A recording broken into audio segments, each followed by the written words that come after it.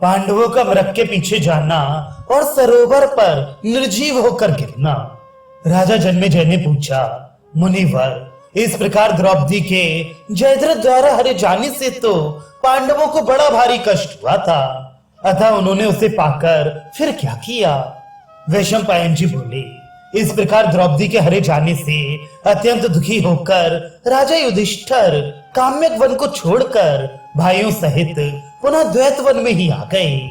वहां सुस्वादु फलमूल आदि की प्रचुरता थी तथा तरह तरह के वृक्षों के कारण वह बड़ा रमणीय जान पड़ता था। वहां वे मिताहारी होकर फलाहार करते हुए द्रौपदी के सहित रहने लगे। उस वन में एक ब्राह्मण के अरणी सहित मंथन काष्ठ से एक हिरण सींग खुचलाने लगा। दैव योग से वह काष्ठ उसके सींग में फंस गया।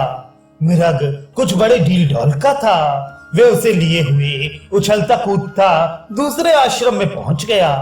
ये देखकर वह ब्राह्मण अग्निहोत्र की रक्षा के लिए घबराकर जल्दी से पांडवों के पास आया। उसने भाइयों के साथ बैठे हुए महाराज युधिष्ठिर के पास आकर कहा, राजन, मैंने अरणी के सहित अपना मंथन काष्ठ पेड़ पर टांग दिया था।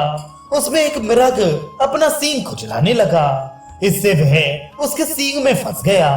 वह विशाल मृग चौकड़ी भरता हुआ उसे लेकर भाग गया।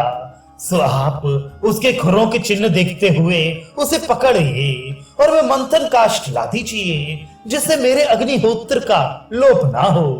ब्राह्मण की बात सुनकर महाराज युधिष्ठिर को बहुत दुख हुआ और वे भाइयों सहित धनुष लेकर मृग के पीछे चले। सब भाइयों ने उसे बींधने का बहुत प्रयत्न किया, किंतु वे सफल ना हुए तथा देखते देखते वे उनकी आंखों से ओझल हो गया। उसे ना देखकर वे हतोत्साह हो गए और उन्हें बहुत दुख हुआ। घूमते घूमते वे गहन वन में एक वट वृक्ष के पास पहुंचे और भूख प्यास से शिथिल होकर उसकी शीतल छाया में बैठ गए।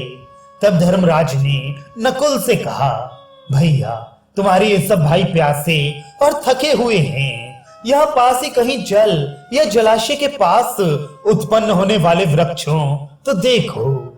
नकुल जो आज्ञा कहकर वृक्ष पर चढ़ गए और इधर उधर देखकर कहने लगे, राजन, मुझे जल के पास लगने वाले बहुत से वृक्ष दिखाई दे रहे हैं तथा सारसों का शब्द भी सुनाई देता है, इसलिए यहाँ अवश्य पानी होगा। तब सत्यनिष्ठ युधिष्ठिर ने कहा, तो सौम्य, तुम शीघ्र ही जाओ और तरकशों में पानी भर लाओ। बड़े भाई की आज्ञा होने पर नकुल बहुत अच्छा ऐसा कहकर बड़ी तेजी से चले और जल्दी ही जलाशय के पास पहुंच गए। वहां सारसों से घिरा हुआ बड़ा निर्मल जल देखकर वे जो ही पीने के लिए झुके कि उन्हें यह आकाशवाणी सुनाई दी, तात नकुल, साहस ना करो। पहले ही से मेरा एक नियम है, मेरे प्रश्नों का उत्तर दो, उसके बाद जल पीना और ले जाना। किंतु नकुल को बड़ी प्यास लगी हुई थी। उन्होंने उस वाणी की कोई परवाह नहीं की, किंतु जो ही वे शीतल जल पिया कि उसे पीते ही वे भूमि पर गिर गए। नकुल को देर हुई देख कुंती नंदन युधिष्ठिर ने वीर सहदेव से कहा, सहदेव, तुम्हारे ज्येष्ठ भ्राता नकुल को गए बहुत देर हो गई है, अतः तुम जाकर उन्हें लिवा लाओ और जल भी लेते आना। सहदेव भी जो आज्ञा ऐसा कहकर उसी दिशा में चले। वहां उन्होंने भाई नकुल को मृत अवस्था में पृथ्वी पर पड़े देखा। उन्हें भाई के लिए बड़ा शोक हुआ, किंतु इधर प्यास भी पीड़ित कर रही थी। वे पानी की ओर चले। इसी समय आकाशवाणी ने कहा, तात सहदेव, साहस ना करो। पहले ही से मेरा एक नियम है, मेरे प्रश्नों का उत्तर दो, उसके बाद जल पी लेना और ले जाना। सहदेव को बड़े जोर की प्यास लगी हुई थी। उन्होंने उस वाणी की कोई परवाह नहीं की, किंतु जो ही उन्होंने वह शीतल जल पिया कि उसे पीते ही वे भूमि पर गिर गए। अब धर्मराज ने अर्जुन से कहा, शत्रुदमन अर्जुन, तुम्हारे भाई नकुल सहदेव गए हुए हैं, तुम उन्हें लिवा लाओ और जल भी ले आओ। भैया, हम सब दुखियों के तुम ही सहारे हो। तब अर्जुन ने धनुष बाण उठाया और तलवार म्यान से बाहर निकाली। इस प्रकार वे सरोवर पर पहुंचे। किंतु वहां उन्होंने देखा कि जल लेने के लिए आए हुए उनके दोनों भाई मरे पड़े हैं। इससे पुरुष सिंह पार्थ को बड़ा दुख हुआ और वे धनुष चढ़ाकर उस वन में सब ओर देखने लगे, परंतु उन्हें वहां कोई भी प्राणी दिखाई नहीं दिया। तब प्यास से शिथिल होने के कारण वे जल की ओर चले। इसी समय उन्हें यह आकाशवाणी सुनाई दी, कुंती नंदन, तुम पानी की ओर क्यों जाते हो? तुम जबरदस्ती ये पानी पी नहीं सकोगे। यदि तुम मेरे पूछे हुए प्रश्नों का उत्तर दे दोगे तो ही जल पी सकोगे और ले जा भी जा सकोगे। इस प्रकार रोके जाने पर अर्जुन ने कहा, जरा प्रकट होकर रोको, फिर तो मेरे बाणों से विद्ध होकर ऐसा कहने का साहस ही ना कर सकोगे। ऐसा कहकर अर्जुन ने शब्द वेद का कौशल दिखाते हुए सारी दिशाओं को अभिमंत्रित बाणों से व्याप्त कर दिया। तब यक्ष ने कहा, अर्जुन, इस वृथा उद्योग से क्या होना है? तुम मेरे प्रश्नों का उत्तर देकर जल पी सकते हो।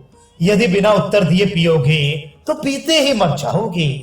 यक्ष के ऐसा कहने पर सव्यसाची धनंजय ने उसकी कोई परवाह नहीं की और वे जल पीते ही गिर गए। अब कुंती नंदन युधिष्ठिर ने भीमसेन से कहा, भरत नंदन, नकुल, सहदेव और अर्जुन जल लाने के लिए बड़ी देर के गए हुए हैं, अभी तक लौटे नहीं। तुम उन्हें लिवा लाओ और जल भी ले आओ। भीमसेन बहुत अच्छा ऐसा कहकर उस स्थान पर आए जहाँ की उनके सब भाई मारे गए थे। उन्हें देखकर भीम को बहुत दुख हुआ। इधर प्यास भी उन्हें बेतरह सता रही थी।